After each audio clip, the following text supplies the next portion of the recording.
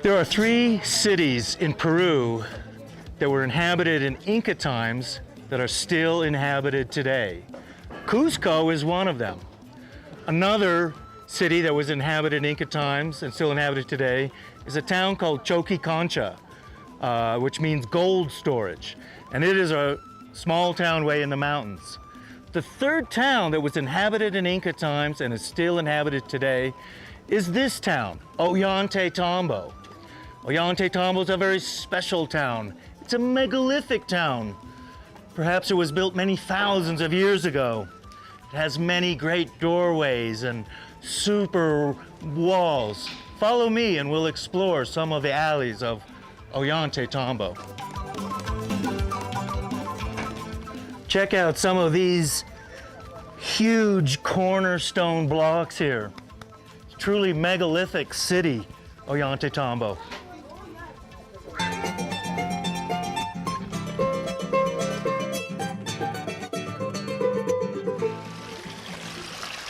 Yeah, you see some really well-constructed megalithic doorways here at the village of Ollantaytambo.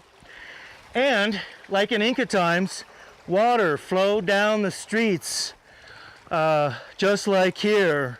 And every street, in fact, in Ollantaytambo had man-made streams flowing down either along the side of the street or in the middle of the street.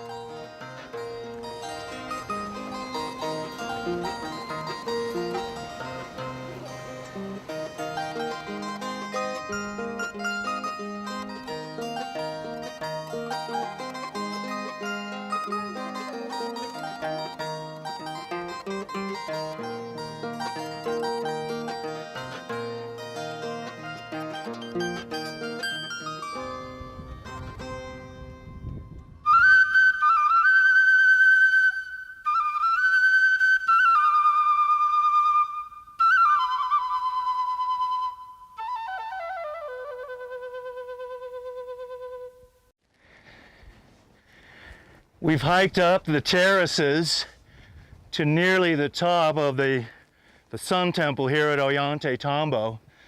And it's this section where we start to see the awesome megalithic stones, some of them weighing 100 tons or more.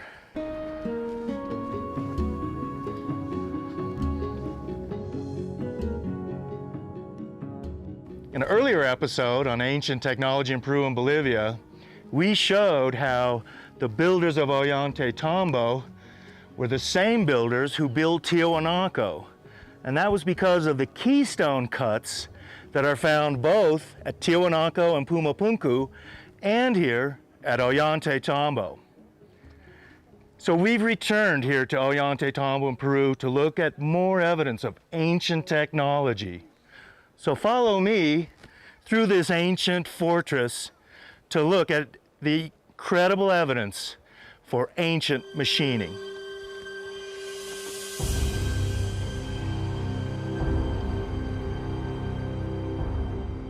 So here at the top of the Sun Temple is the famous megalithic wall, and all around us are giant blocks of red granite, andesite.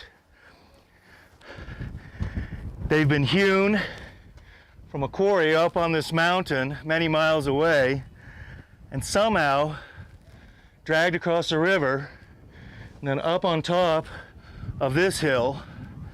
And yet the builders never finished their construction, and these giant 100-ton blocks are still lying here unfinished, and they haven't been put into their final place.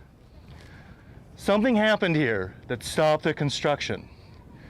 Some cataclysm, some end of a civilization where the builders just abandoned their work, and what we see left are these giant stones scattered around here at Ollantaytambo.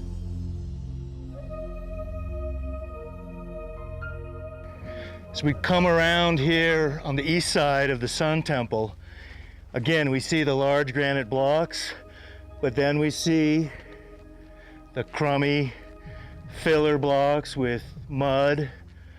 Another giant block. This is one of the largest. It has these unusual knobs coming out. We don't know what that's for. This block too is notched here for another gigantic granite block to be fitted, but it's not here. Instead, we have this crummy filler blocks. This is really Inca construction. And what was meant to be here originally, and probably was, were other big blocks of perfectly cut granite fitted into this notch, coming down here in a narrow piece of finely cut granite. But that's not what we see. Instead, we see this crummy Inca construction filler, more of it here and here. This is the Inca construction. But these giant blocks are the pre-Inca megalithic builders construction. This is the same people who built Tiwanaku and Pumapunku. We can really see here at Ollantaytambo how Machu Picchu and Sacsayhuaman and Cuzco are all pre-Inca. They're built thousands of years before the Incas. Then they were destroyed, even perhaps several times in wars or cataclysmic earth changes. Later, the Incas did occupy these buildings and repaired them as best they could with this kind of construction.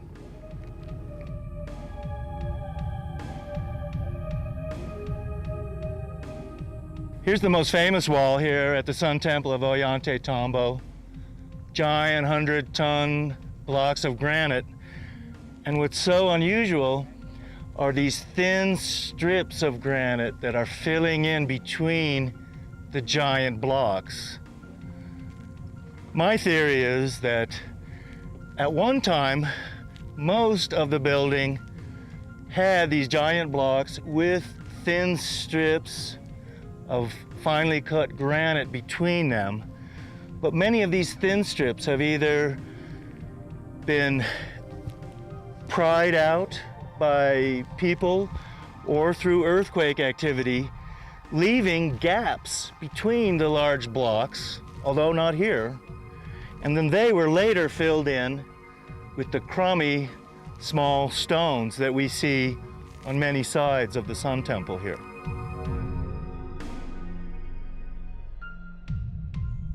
Come around to this side and we'll see what is a very unusual keystone cut that is part of the wall here, but it's a vertical keystone cut, so it can't be in its original place. It's a block that must have been moved and then later filled in. Follow me.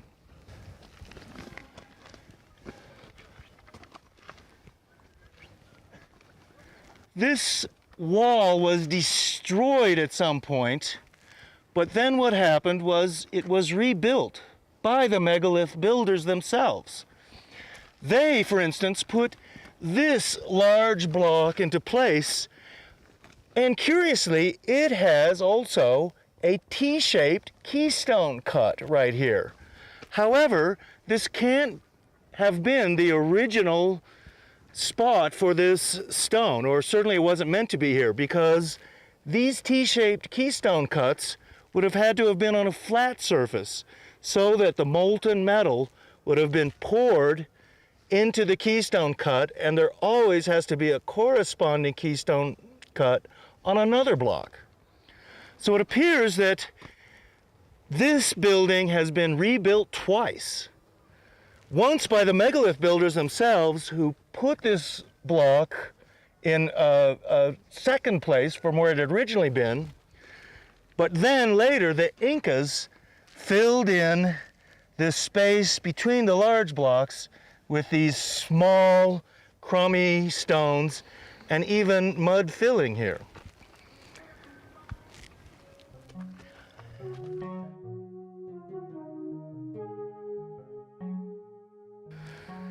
This weighs so much that even today, a modern construction company in Peru couldn't really move or build with such giant blocks like this. And you have to ask yourself, why would the Incas or anyone want to build with such giant blocks when it would have been so much easier for them to build with these small blocks like we see here? It appears that what would be so difficult for us was somehow easy for these builders. Did they have some kind of levitation, some kind of anti-gravity that could vibrate these crystalline blocks, make them weightless, move them around effortlessly? Even then, they would have needed to probably cut these blocks with giant saws, some kind of power tools, in order to build in this way. That's how we would build in a modern situation today. But yet, the lifting of giant blocks like this would require huge cranes and other massive infrastructure. It really begs the question, why are they trying to build in such a difficult way? Was it actually easy for them? Here's another one of the giant granite blocks here at Ollantaytambo. And this is the telltale T-shaped cut, known as a keystone cut. This is what we see at Pumapunku, also at Tiwanaku, and we see it here at Ollantaytambo.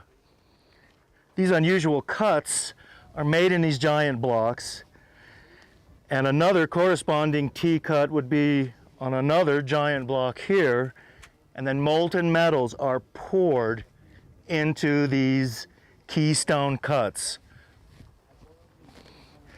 This is a kind of unusual architecture and construction that we see all over the world on certain megalithic blocks. Not only here in Peru, but also in Bolivia. We see it in Egypt, in Angkor Wat. We see it in Kham and Mai Son in Vietnam. We see it in India and even in Greece and Turkey.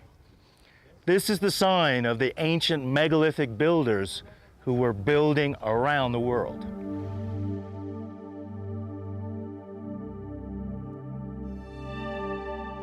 These are the blocks here that are on the lower terrace that have been blown apart from the walls. And look at this. Here's another T-shaped keystone cut.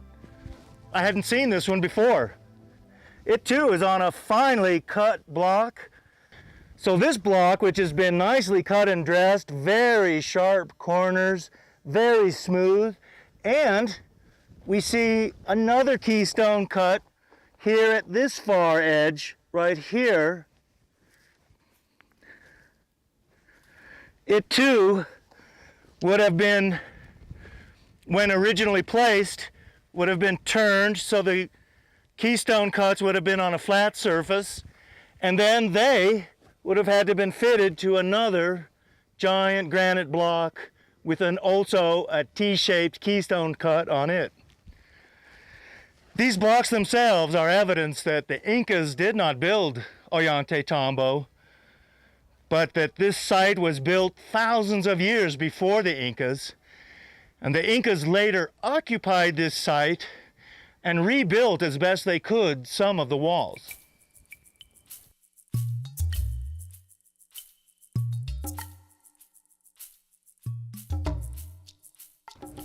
Here behind me on this mountain, across the Urubamba River that goes down to Machu Picchu, we see the mountain where the quarry is located. Several miles away, up here, there are giant, squared, rectangular blocks of granite. They've been cut from the mountainside. They've been hewn. There's even evidence of giant saws being in use. Many of the blocks are still up there. They were never moved from the quarry, or they weren't moved very far. Yet, hundreds of these giant granite blocks were dragged from the top of this mountain down a series of trails, across the river, through these fields, and then up on top of this mountain to be placed here at the site of the Sun Temple. Yet many of these stones were never put into place, or conversely, they were blasted apart from their walls and scattered apart. Like below me, you can see many giant squared granite blocks. This too, in my mind, is evidence of the ancient wars of the past and the cataclysmic changes that occurred thousands of years ago. Shortly, we'll be leaving on horseback and we'll be crossing the river, and it will take us many hours. We'll be following this trail on the other side of the river along this hillside. We'll be switchbacking along the trails high up onto this mountain where the quarry is located, about 1,000 feet up. There we'll see many of these huge granite blocks, many of them apparently cut by giant saws.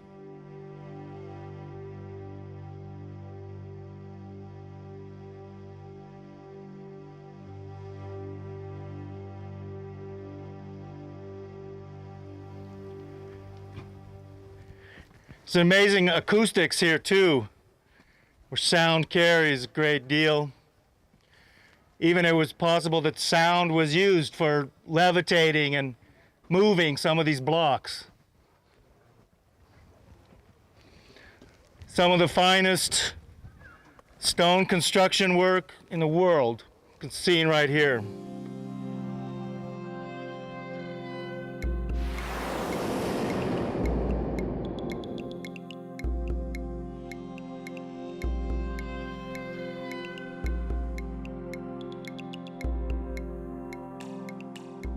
From here, we'll be taking this Inca trail up to the top of the mountain, or near it, to the great megalithic quarry here at Ollantaytambo. It's there that we'll see evidence of ancient machining, including evidence of a giant saw, and we'll also see a huge round stone wheel.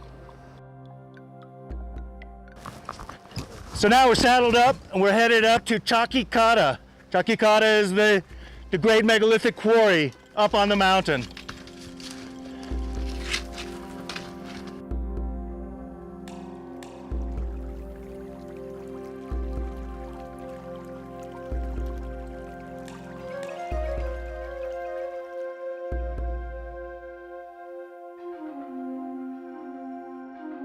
So we're here at Chakikata, the great megalithic quarry on the mountain above Ollantaytambo. Here you can see the giant blocks of granite scattered around on the hillside behind me. In a few moments, we're going to look at some of these giant stones that have been squared, ready to be moved down the mountain. Some of these stones weigh 100 tons. The best stones were already removed from here and taken down the mountain, across the Urubamba River, and then up the other side to the Sun Temple at Ollantaytambo. What we're going to see now is amazing. We'll see evidence of giant saws that were cutting the stones. We'll see a huge round stone, proving that the ancient peoples of the Andes knew about the wheel, and in fact made giant stone wheels. There are a number of enigmas here at the quarry at Ollantaytambo. How did they cut the stones? Were they using power tools, as we surmise? And then, after they had squared off these giant 100-ton stones, how were they able to move them down the mountain? To us, it seems incredibly difficult that they did any of this. And yet we almost have to look at it as if it was easy for them, that they had some kind of levitation, some sort of anti-gravity means of levitating the stones, making them weightless, and then moving them down the mountain. So follow me now as we look at some of the megalithic stones here at Kachikata. Here we are, part of the rock scree at the quarry at Ollantaytambo, and our guide Wilson is showing us a cave with some Inca mummies in it. He's saying that there was an earthquake here about 15 years ago that caused some of these rocks to come down, and then this cave was discovered. The mummies inside are several hundred years old, probably from around the time of the conquest. Here, let's have a look.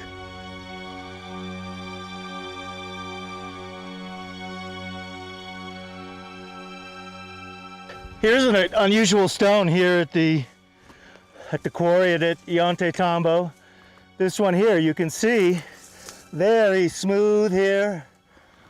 This is one of the stones that I believe was cut by the giant saws that they used here at Ollantaytambo. There's really no other way that a stone like this could be sliced so smooth and such a large piece.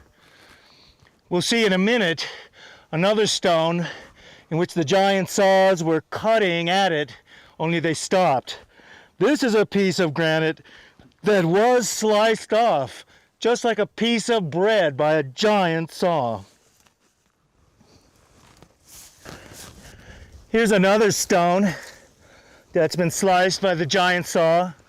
You can see here how the saw was cutting in.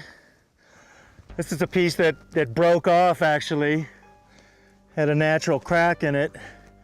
But right here is where the saw was cutting into it. For reasons we don't know, they never moved these stones.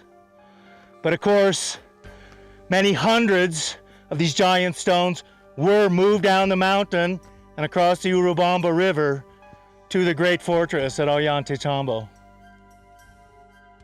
This is a natural cave here up at the quarry, and stones have been piled up here just to make a shelter for a llama or alpaca herder. But right in this area, according to our guide Wilson, there's a cache of Inca treasure, some kind of a gold hoard that was buried with one of the Inca royalty or something like that. The Incas would make gold figurines of llamas and peanuts and even corn and bury it with the important people.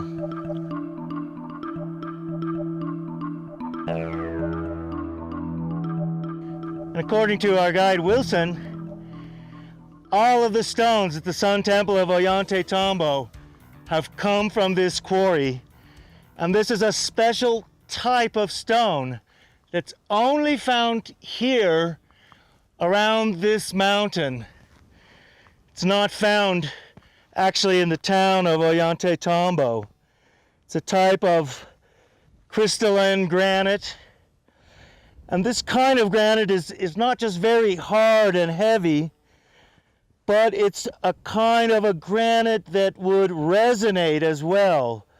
Tiny quartz crystals are embedded in all of these stones. And in fact, that may have been one of the reasons that these stones were chosen, is because of its crystalline quality. This kind of stone perhaps could be levitated more easily with the anti-gravity devices that I suspect that they had in order to move the really large stones. Here at the quarry is one of the most unusual stones. In fact, in According to our guide, this is unique, and you do not find a circular round stone like this down at the Sun Temple of Ollantaytambo. But clearly this was made here. It's got a hole in the middle for an axle. Almost looks like some giant Fred Flintstone stone wheel or something. The front of it here is very smooth. It's like the giant saw blade just came down and sliced this stone. Then it was machined and bashed into a circle. One of the strange things about this stone too is it's said that the Incas and other ancient peoples of the Andes didn't know about the wheel. And yet, here at the quarry de Ollantaytambo, they made a giant stone wheel that weighs many tons. You have to wonder what this stone wheel was for. Was it actually part of the way that they moved some of the giant 100-ton stones? Why the axle in the middle? Perhaps it was to be a grinding stone in a mill, as often used in Europe and other places. And Wilson here is saying that this round tubular stone is an axle. Here, Wilson, try and pick this up. Here, yeah. So was this part of the axle that was meant for this stone? Perhaps there were two. What would this have been? Some giant megalithic stone cart or something? It's baffling, really, what the purpose of this stone was and even how it was made. Now, just right over here, we'll see the amazing giant stone that still has the saw marks from the huge circular blade that was slicing these giant granite blocks like a loaf of bread.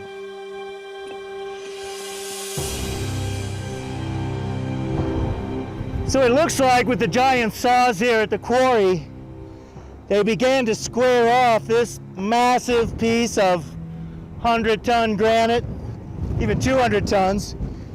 They began cutting the face here. They also began squaring it off this side. It's another beginnings of a saw mark here, perfectly straight. Here's the main piece where they again began to slice off about an 8-inch thin piece of granite right here. And you can still see the remains of the saw mark.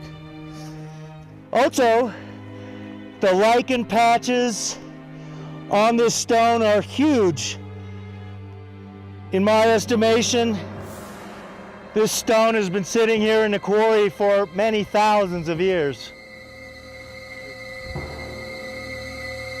So we've seen quite a bit here at the great quarry de Ollantaytambo. Evidence of ancient machining. Giant stones that were sliced with saws and never moved down from the quarry. It's getting late now, so we'll have to start down. Here's even another stone that was sawn off, perhaps from this block. It too was never moved from the quarry, though it was squared and ready to go. At some point, the building and all of the quarrying here just came to a stop thousands of years ago. Perhaps it was the end of a great war or some natural cataclysm that just stopped all of the work here at Ollantaytambo.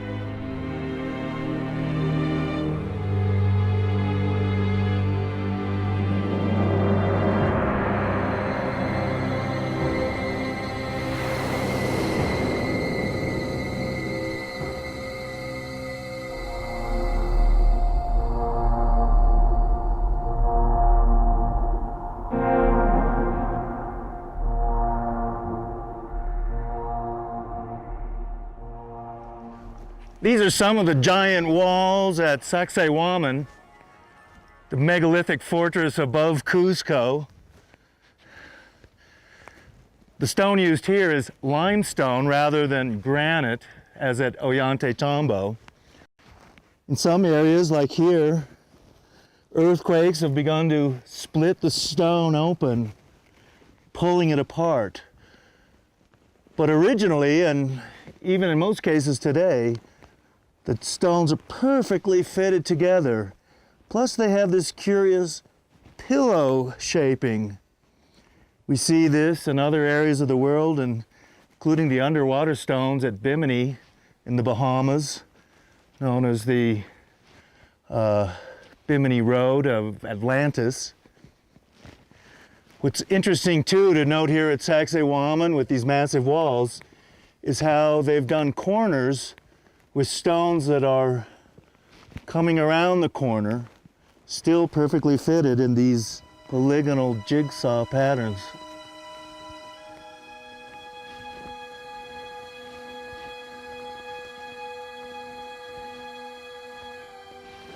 You see here in some places where some of the megalithic stones are missing, and modern Peruvian archaeologists have had to reconstruct parts of the wall.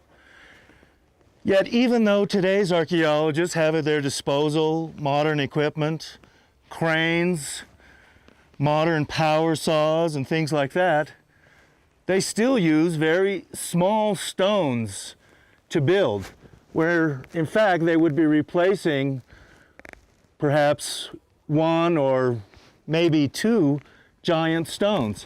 Yet they've used probably somewhere between 20 and 30 small stones. So it begs the question, why were the megalith builders using such large stones when even today's architects and engineers are using very small stones to replace it? One of the reasons why is building with such large stones is extremely difficult, even for today's engineers and architects. And so in fact, they're building as we would today with much smaller stones. It makes me wonder, was it somehow easy for the megalith builders to build with such large stones? It was easy for them to quarry these stones.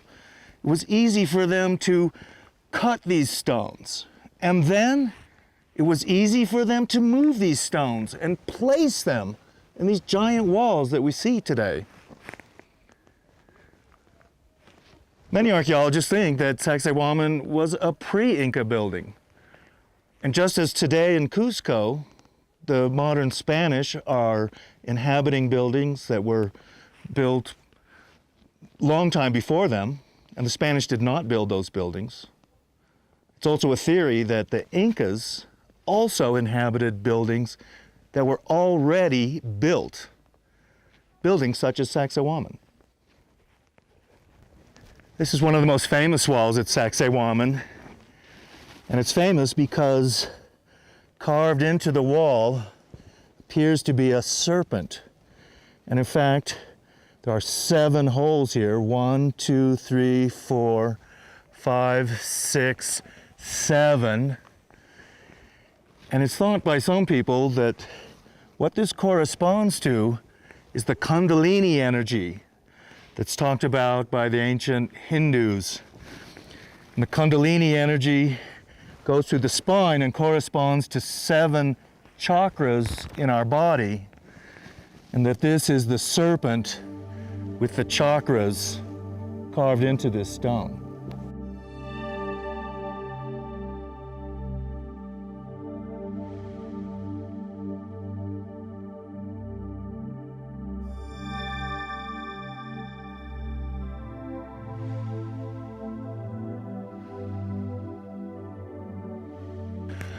One of the strange stories about Sacsayhuaman is that part of the lost treasure of the Incas from the ancient sun temple, the Coricancha in Cuzco, was taken into a secret tunnel system inside the mountain of Sacsayhuaman, where we are now. And in fact, this area is a newly excavated part of Sacsayhuaman.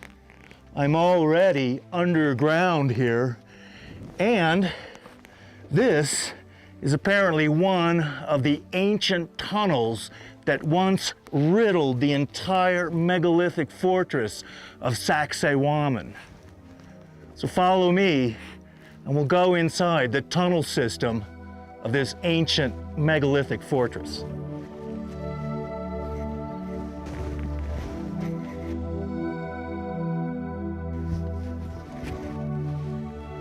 Now you can see how this tunnel here at Sacsayhuaman is also lined with stones. And here the roof is caved in, so we can see the sky. But then, as you continue farther, we have the roof once again, and we're clearly inside of a man-made tunnel system. See, you can see the blocks of stone. You can see stone up here that's part of the roof of the tunnel. At one time, this tunnel may have led to the lost treasure of the Incas, but today it dead ends down here inside this dark passageway.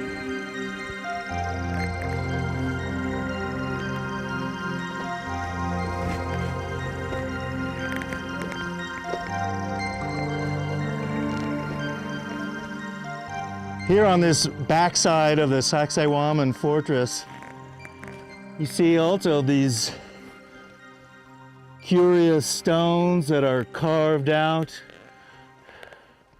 Some kind of like seats are made that looks almost like the throne for a giant or something. There's other places around here where there's upside down stairways. It's very well cut, the stone here.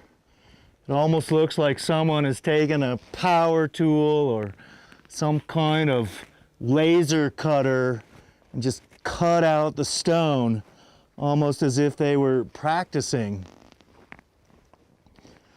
Other areas seem as if they're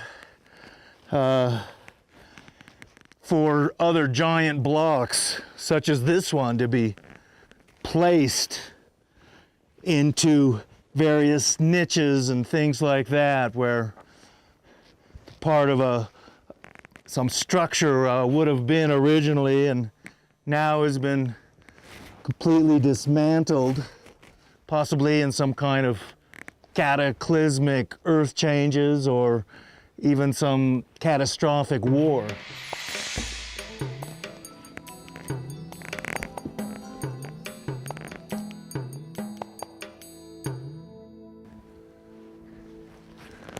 There's another area here in the back of Sacsayhuaman where it appears like an upside down staircase has been cut into this rock. This area too, very straight walls right here. I mean, you have to ask yourself, what were they doing here? Why even carve this rock like this? It's like this rock even was perhaps not where it is now and has been turned over in some topsy-turvy cataclysm or something that's flipped this rock over. You see more of the cuts here. Down over here too, it's been cut. It's really pretty baffling, really. You have to ask yourself, why are they doing it? And then once again, it looks as if they're using power tools and saws to cut it at the various angles and articulate it so finely as we can see.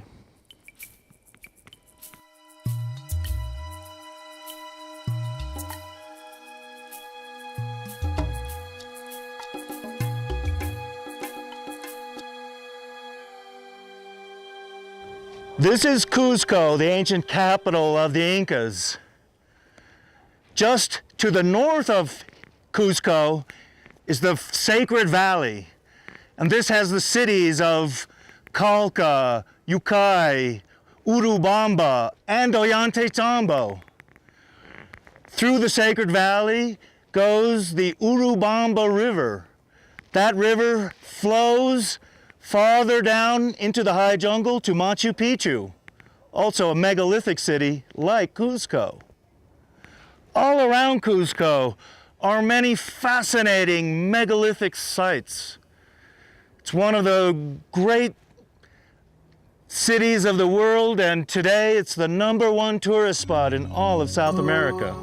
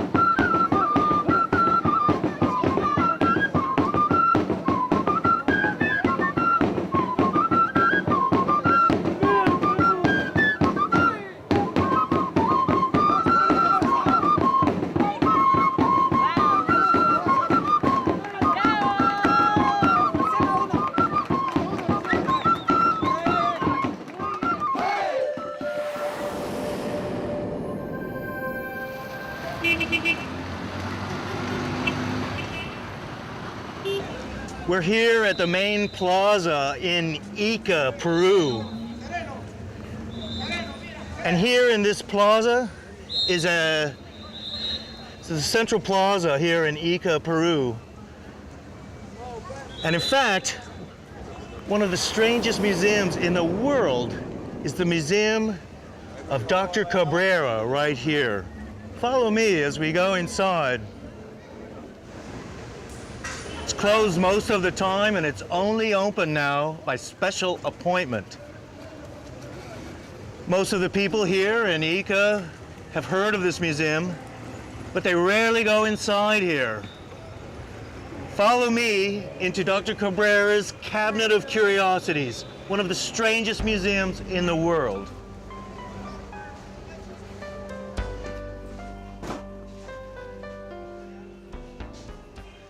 Inside these 5 rooms of Dr. Cabrera's museum are thousands, tens of thousands, even maybe hundreds of thousands of rocks, carved stones, petrified objects, and carved onto them are some of the most bizarre scenes imaginable. Dinosaurs, people doing surgical operations, people looking in telescopes, oddball animals and other scenes. It's an incredible collection of weirdness and impossible things. Let's have a look.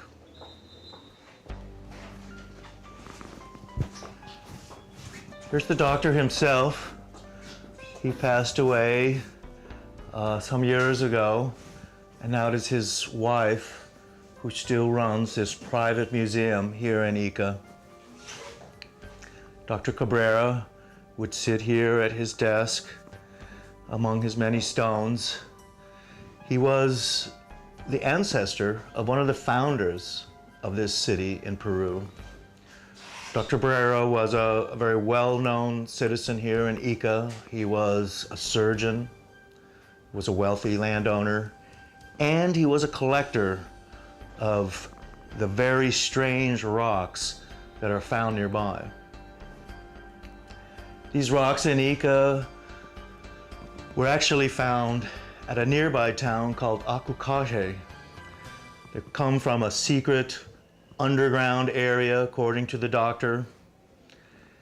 And some of the rocks include bizarre scenes of prehistoric animals, humans interacting with animals, other scenes of people with telescopes performing operations, including heart surgery and tree panning and things like that. Many of the rocks are very small, others are medium-sized, while other rocks are huge boulders like this one. Some of the scenes, we can't really tell what people are doing. Others, it's quite clear that they're performing some operation, looking at the stars, or perhaps attacking what would appear to be dinosaurs and things. Let's look at this one here. What seems to be a brontosaurus or some other kind of dinosaur. A man with an axe is battling it. Dr. Cabrera himself believed that many of these stones were somehow created during the Mesozoic period, a time 60 million years ago when humans did not exist according to the mainstream, but dinosaurs did.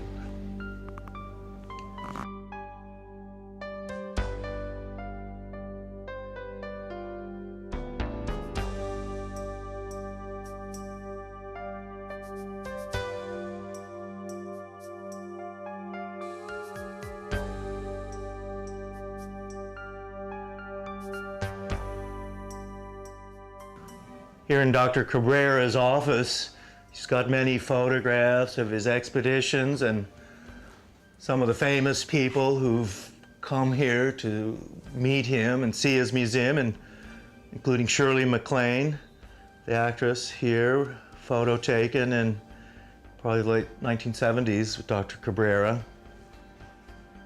Here he sits at his desk. This is only a small portion of the many thousands of rocks he has. Here also we see what seems to be some prehistoric animal.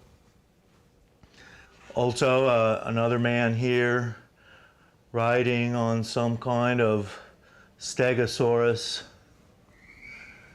Skeptics have said that Dr. Cabrera was sincere, but that he was gullible and that local peasants in the nearby village of Okukaje took advantage of him, and he was quite wealthy.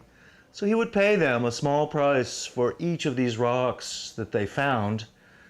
And so it's said that the local people actually created these rocks for the doctor.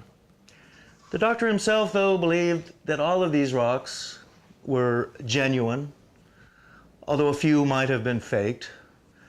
It was his belief that these stones were 60 million or 70 million years old, and that human beings had lived at a time of the dinosaurs that long ago.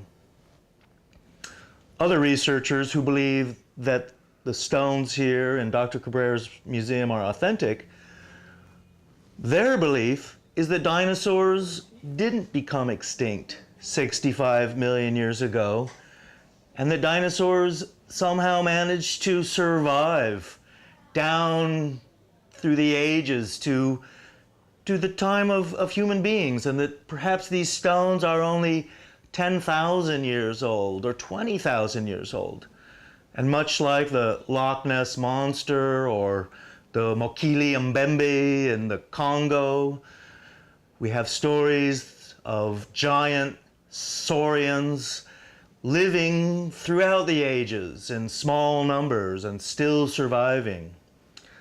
Another curious collection that it's like Dr. Cabrera's is the strange collection of ceramics at Acambaro, Mexico. These ceramics also show people interacting with what would seem to be extinct dinosaurs. Let's go into some of the other rooms of Dr. Cabrera's strange cabinet of curiosities.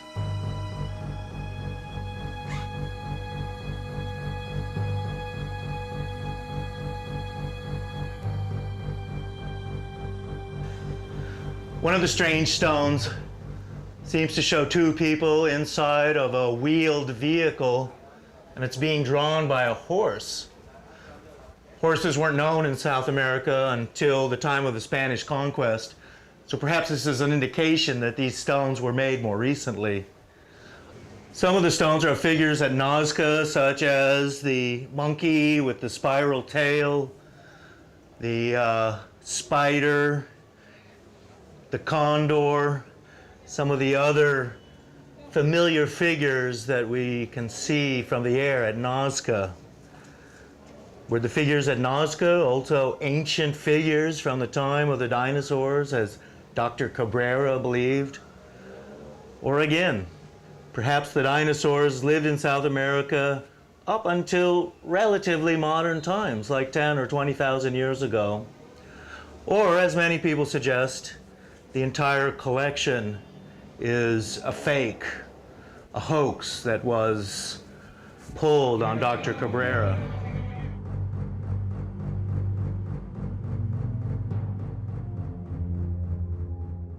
Dr. Cabrera himself completely believed that all of this was real. All of it was somehow incredibly ancient. Some of Dr. Cabrera's large stones in this room seem to show the world maps with different continents. Dr. Cabrera believed that some showed where Atlantis had been and other lost continents in South America. He had his own interpretation of many of the stones, and yet a lot of them were very clear of what they showed.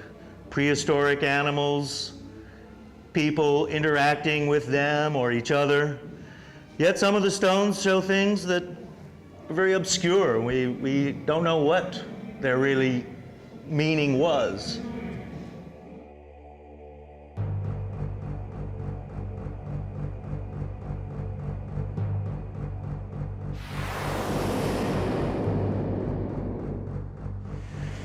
This is the regional museum here at Ica.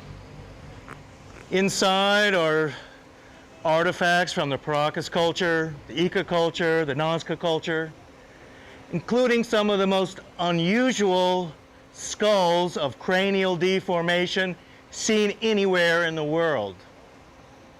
Follow me inside the Ica Regional Museum. Here in the Ica Regional Museum, we see some unusual skulls, including red-haired skull here. Red-haired people being thought from Northern Europe, typically, and not here in South America. And over here we have the very strange cranial deformation that we find here all over South America, especially Peru. You can see the very elongated, deformed heads, some of the most unusual that we find here around Paracas, Nazca, and Ica. This was done by taking small babies and wrapping their head before their cranium had fused together, and they create this elongated head, or sometimes a flattened head. And over here, we see other craniums that have been trepanned.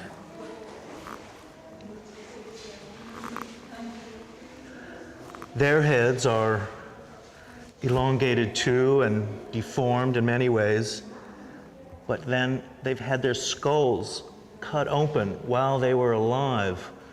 Possibly their skulls had been damaged in battle by a mace, or perhaps it was even some kind of brain surgery because of headaches or something. And then a gold or silver plate was put onto their head, and then their cranium and skull was healed over and skin formed over the gold plates. Cranial deformation is one of the most common things around the world. Ancient peoples in Malta, Vanuatu, the Kurds in northern Iraq. In Egypt, such as Akhenaten and Nefertiti, and here in South America, did the cranial deformation, creating these cone heads. Why was this unusual technique done around the world? Modern archaeologists say it's simply a coincidence. And the fact that people on Africa and South America, even in North America, in Europe and the Middle East, all did this cranial deformation. Is there really some connection between these ancient cultures? This would mean transoceanic travel across the Pacific and the Atlantic, bringing this unusual technique of elongating the heads. And why did they do it? Why was it that ancient people wanted these strange elongated heads? Was it because they were trying to imitate some ancient people, even possibly extraterrestrials, who naturally looked like this? In many cases, like we see here, they had literally doubled the cranium capacity, thereby allowing their brains to be twice the size of ours today. Were they somehow smarter than we are and better psychic abilities? Here we have a diorama of a person being trepanned.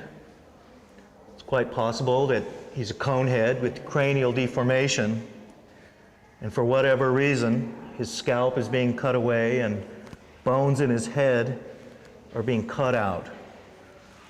Like many, he survived this ancient operation and went on to live for many years with a gold plate in his head.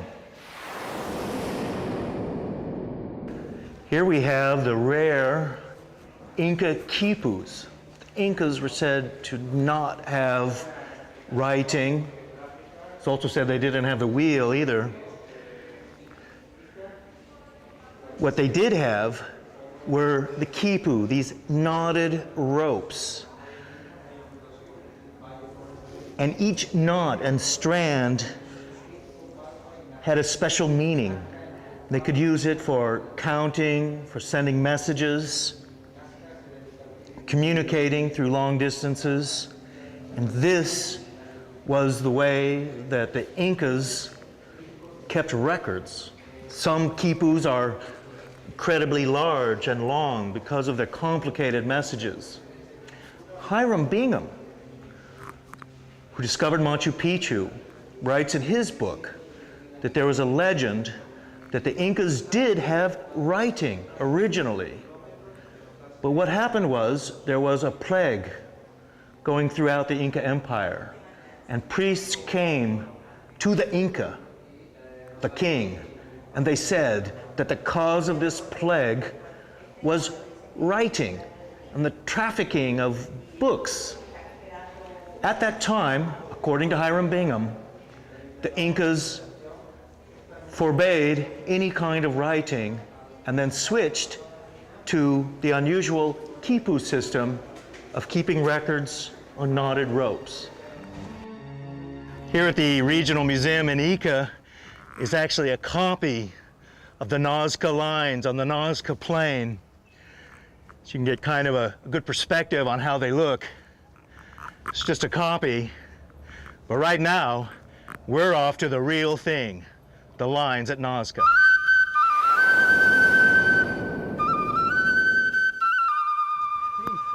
We're here now in the town of Acucaje, a small village near to Ica. This is where the stones in Dr. Cabrera's strange museum came from. I found these guys here at the local cantina, and they say they're going to show us the local house and museum, they're calling it, where Dr. Cabrera's stones came from.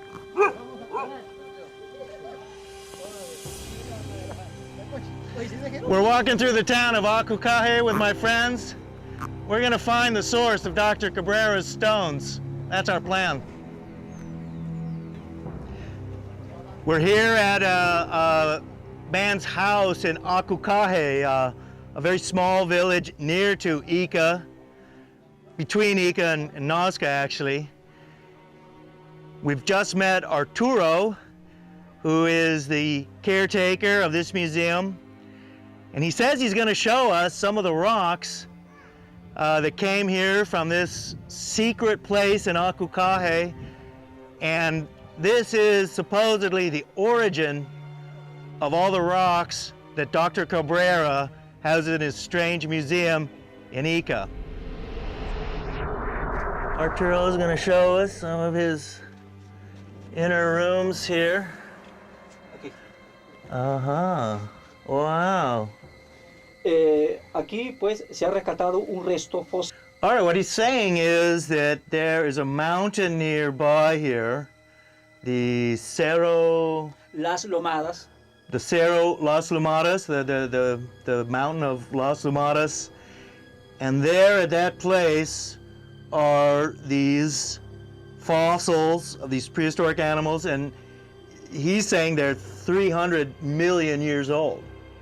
Okay, continue. Yeah. This is the head of a dinosaur and part of the vertebrae, and that this is a baby dinosaur here with the head and some vertebrae. Interessante. He found these fossilized vertebrae and part of a chest cavity here in a different place, but also nearby. And he's saying he found 6 fossilized dinosaur eggs, such as this one right here would be one of them. He's saying that this stone he found, and this is like Dr. Cabrera's stones, in that, yeah, it is been engraved, very similar to Dr. Cabrera's stones, and it clearly shows what is some kind of long-necked brontosaurus-type dinosaur. Fire is like coming out of his mouth or something. Yeah, his tail is wrapping down around this way. Here's his body. It has the same kind of etchings as Dr. Cabrera's stones. Here's his head going out this way.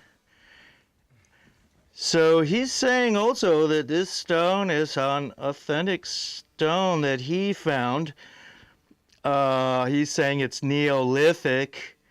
So perhaps he's saying here that people either witnessed dinosaurs here somehow in the very, very ancient times, or somehow perhaps they saw fossils of some of the dinosaurs and engraved the stone. So, Arturo, Sí.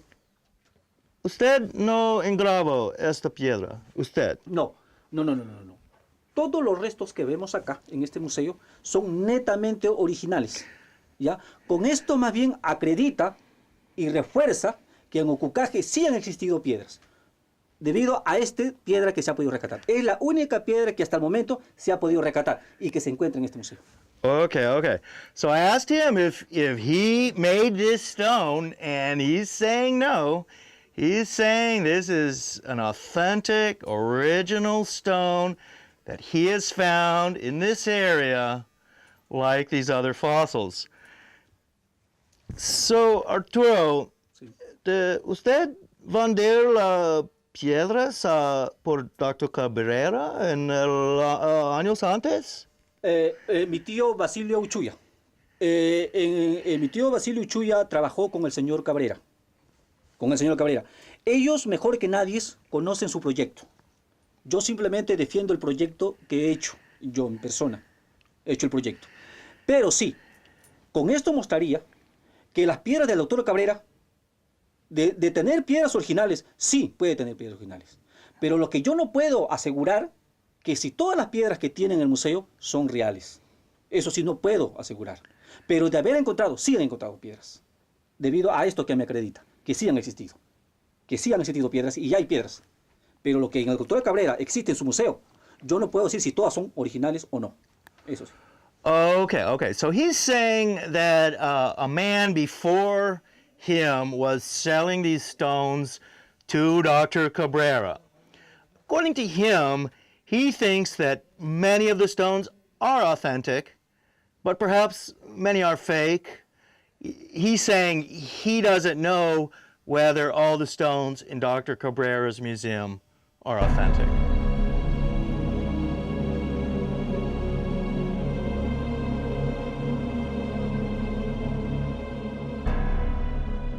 Here's a mummy. This mummy also has red hair. Yeah, he's a red-haired mummy. This guy has quite the private collection here, and this is the last room here in Arturo's private museum, and it also contains some mummies. In fact, they also have red hair, and there are some apparently mummies of llamas and things. Also, here are some shuttles for weaving, and some ropes and things. These, you know, would be only, say, 800 years old or something like that, maybe only 500 or 600. So Arturo's got quite a collection here. Some things are 500, 600 years old. Others, he says, are many, many millions of years old, including the one rock that's very similar to those in Dr. Cabrera's museum. Wow, it's pretty interesting and baffling in a way. I mean, certainly a lot of the stuff here is clearly authentic, and yet you still have to wonder about Dr. Cabrera's stones and the stone he showed us.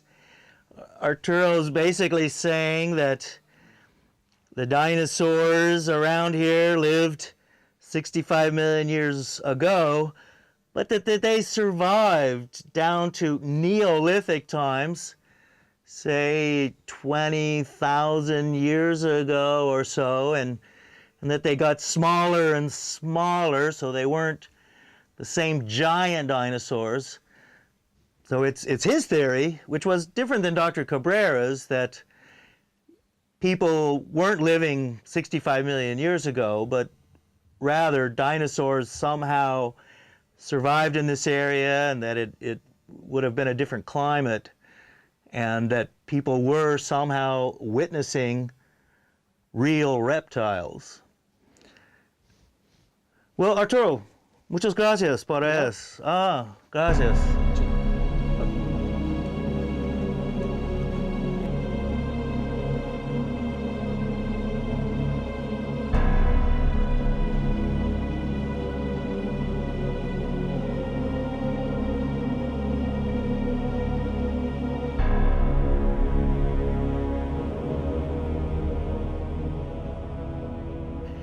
This village and the strange artifacts that are found here are earth-shatteringly changing the history of the world and of humanity, and that of Darwin and he said Schuller and many of the paleontologists' beliefs of man and reptiles and fossilization and extinction and even of where man originated, that the secrets of all this can be found here and around this small village, and that the evidence that he has found, and Dr. Cabrera apparently put some of it in his museum, that this really changes our ideas of where we came from, where man originated. And what Arturo is basically saying is that humanity has originated in this area of Peru, and it would have been apparently even millions of years ago, that this is where human beings came from and originated.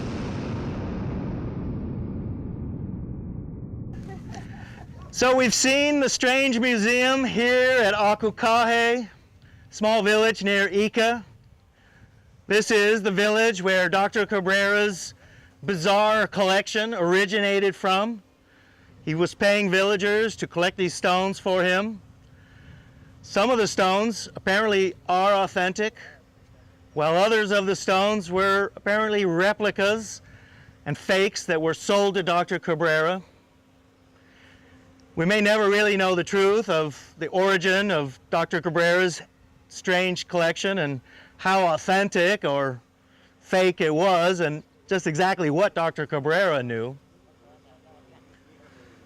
That concludes it for here, and for now, we'll get back and head on the Pan American Highway, go further south to Nazca and the strange figures etched in the desert.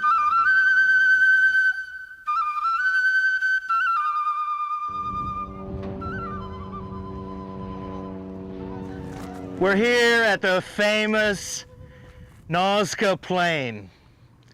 This is where the lines and geoglyphs, trapezoids, other geometric figures are etched into the desert. The Nazca Desert is covered with small black rocks, and it makes it appear very dark.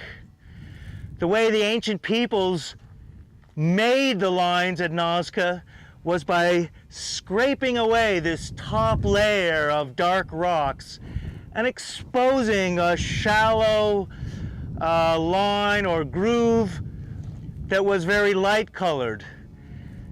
Therefore, from the air, or possibly from a nearby mountain, some of the lines and geoglyphs could be seen. And they look as light colored lines on a dark colored desert. What is really mysterious about Nazca is not so much how the lines were made, but why and who did it. One of the strange things about the Nazca lines and geoglyphs is that they're really only well seen from the air. Today, hundreds of tourists fly around the Nazca Plain every morning and afternoon to view the incredible lines and geoglyphs that are etched in an area for tens of square miles. We're on the observation tower here at Nazca, and behind me you can see part of the Nazca Plain, including one of the figures called the hands. Some researchers think that it's actually a bat. But the Nazca Plain goes for miles in many directions between the towns of Nazca and Palpa. It's a very interesting idea that these lines here at Nazca and Palpa were really meant for people to view from the air, just like we do today. Every day, hundreds of tourists get into airplanes at the Nazca airport and fly over these lines. Is it possible that in ancient times people also had flight? It's been speculated here that the ancient Peruvians actually built hot air balloons, and they flew over the lines in this way. And yet, many ancient records show that people had flight.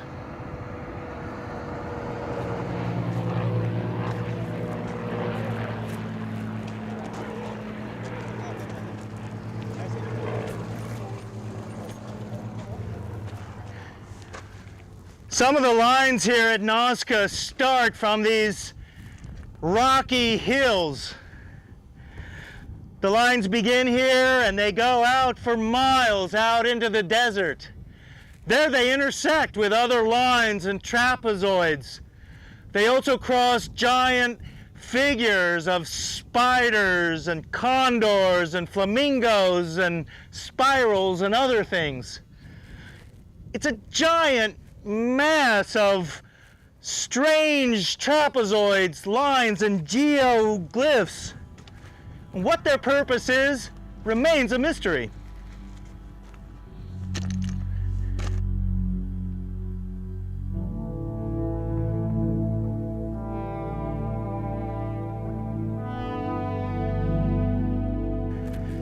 From the top of some of these hills, you can see parts of the Nazca lines and some of the geoglyphs, but to really appreciate the vast geometric figures here at Nazca, you've really got to go up in an airplane and view them from 300 or 400 feet in the air.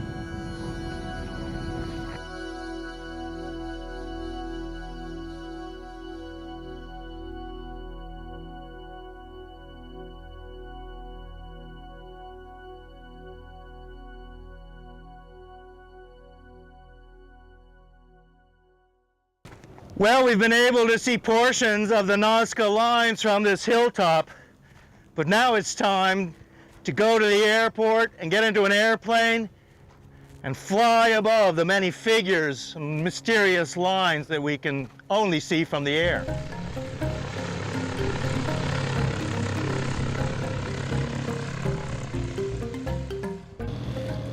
The Nazca lines were first discovered in 1946, when an American flyer named Paul Kossoff was doing some aerial surveys here in Peru, and it was he who first flew over the Nazca plain here and saw the lines and geoglyphs that are so famous today. Later, the famous German archaeologist Maria Reike came here to Nazca and lived here for over 30 years, studying the Nazca lines and the geoglyphs, trying to get some kind of indication of their purpose and meaning. She decided, as other researchers have, that at least part of the Nazca lines have to do with astrological symbols.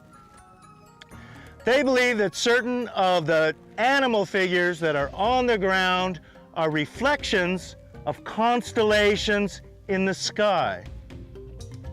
The problem here, though, is that while some of these might be constellations, it doesn't explain the over 10,000 lines that go through the desert, the trapezoids, things that look like runways, other spirals and intersecting lines and geoglyphs.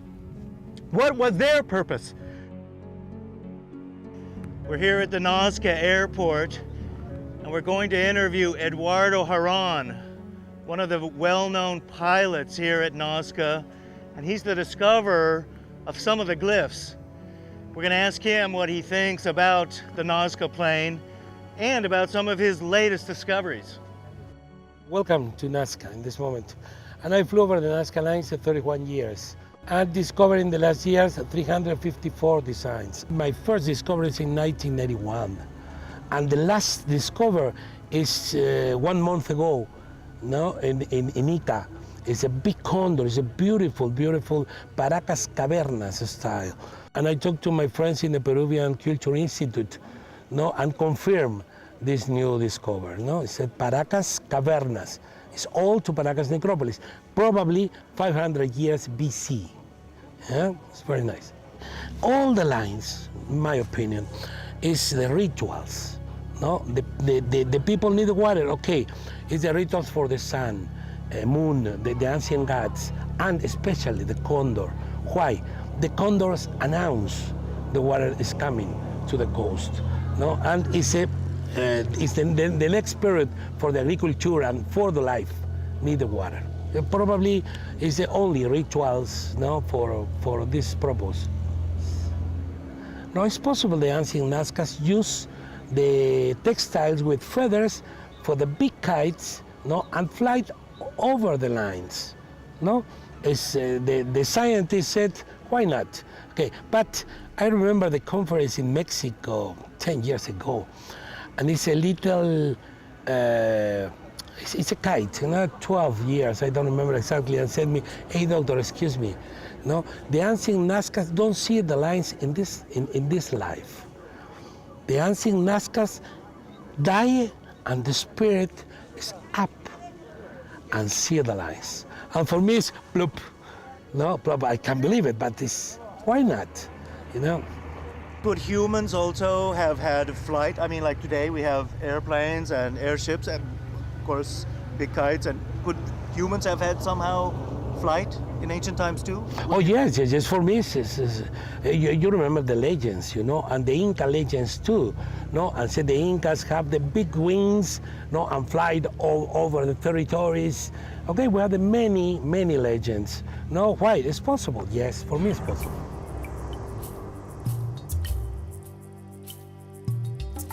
One of the interesting things here at Nazca is the aqueduct system that's man-made.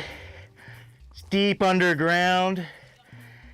It's made with a bunch of rocks and lintels that are holding in the aqueduct system. It's got these spiral wells and paths so that there's access to this underground system that's bringing water from the Andes down into the Nazca Valley and then bringing the water out to irrigate the fields. This system has been here for almost 2,000 years, it's thought. And this aqueduct system plays in one of the theories of the Nazca lines. And that theory is that the many aqueducts that are throughout the Nazca Valley are somehow also marked by some of the lines out in the desert. This theory, however, is very partial, and many researchers discount it altogether. The aqueduct system certainly does exist, but the over 10,000 lines in the desert would hardly seem to be marking some aqueduct system, really. Quite a few different theories about the Nazca lines, and maybe they all have something to do with the solution to this seemingly unsolvable mystery.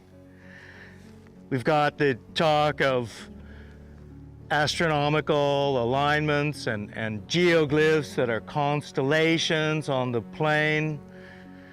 We've also heard theories of water pathways that are going through the desert, and perhaps some of the lines actually are marking some of these aqueducts.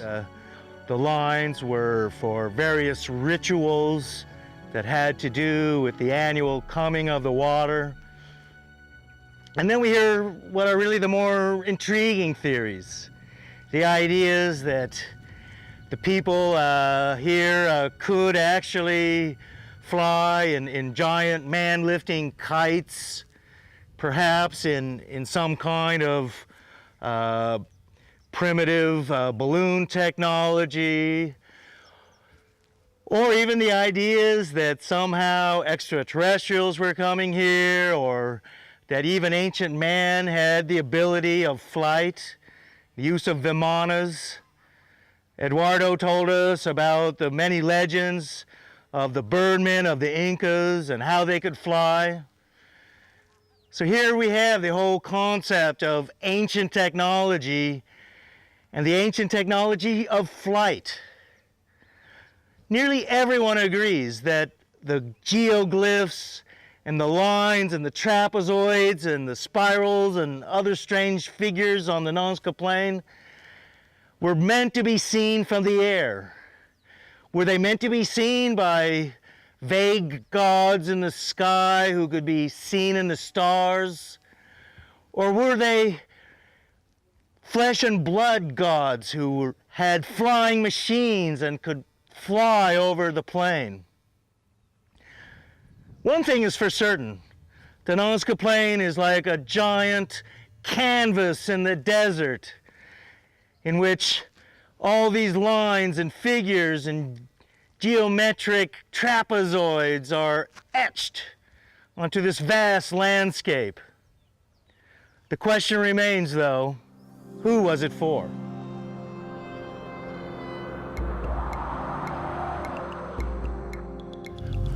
One of the strange legends here in Peru is of an ancient tunnel system. This tunnel system is supposed to start in Cuzco, around the Temple of the Sun there, and it goes to Sacsayhuaman and other areas in the Andes. One of the legends is that the ancient treasure of the Incas was removed during the time of the conquest and put into this tunnel system, at least for a while. There are even stories that this tunnel system goes for hundreds of miles through the Andes and down into the deserts of Peru.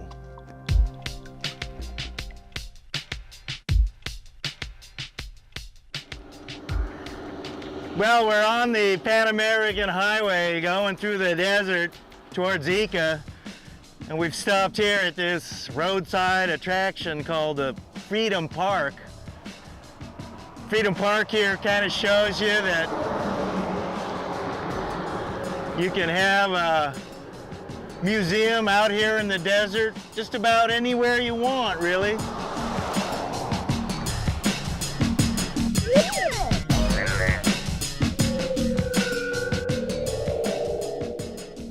Mark is saying there's tektites out here, plus moldavite. He's saying that this whole area got rained down with some kind of meteoric shower of melted stones and glass and tektites. Kind of makes you wonder if maybe some ancient atomic war was fought around here. Yeah.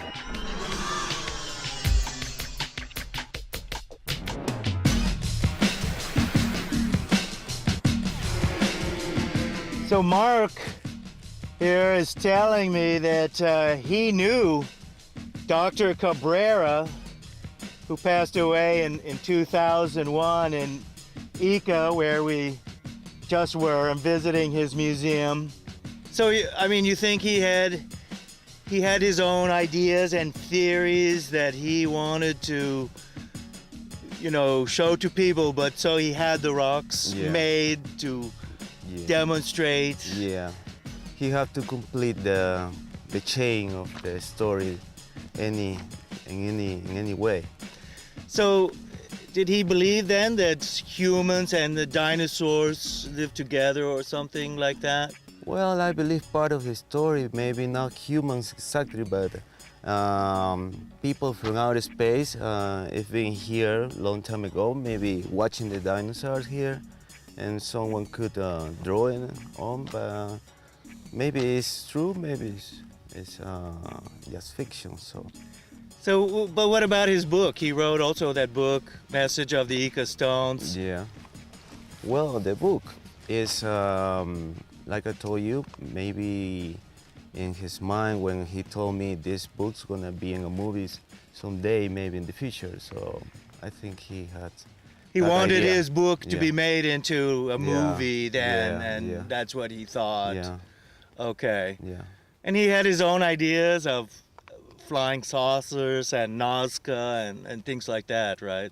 Yeah, he have a lot of theories about the places, the mysterious places of this part of the south of Peru, you know, and he knew about a lot, really a lot. I think he saw in the future to make us famous, maybe on the world with this story. So I hope that. He was from Ica, so he wanted Ica to be famous like that. Yeah, because we have good stories here, really. Yeah, good stories about Paracas and Nazca. I think people's gonna be investigating about it and never gonna get the truth. Yeah, maybe. But so you think? I mean, he, you know, did he enjoy fooling a lot of people, or I mean, you know? Maybe he played with the brain of the people. Yeah, maybe, because he was very intelligent. So maybe it was his comic movie, you know. His comic movie. All right. He was laughing all the time.